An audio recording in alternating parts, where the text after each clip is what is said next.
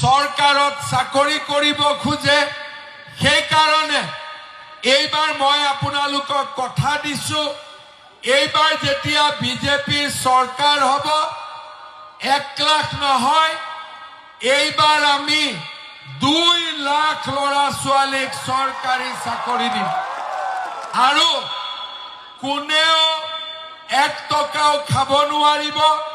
অসমৰ চাকৰি আমি ল'ৰা ছোৱালীক দিম আৰু আপোনালোকে জানি ভাল পাব। আমাৰ ল'ৰা ছোৱালীয়ে মোক কৈ থাকে যে মামা কামাণ্ডোৰ পোষ্ট বঢ়াই দিব। এইবাৰ আমি অসমত নতুনকৈ 2টা কামাণ্ডো বেটেলিয়ন আৰু খুলিব গৈ আছো আৰু অকল পুলিচতে এপইণ্টমেণ্ট হ'ব 25,000। কিমান হ'ব? শিক্ষকক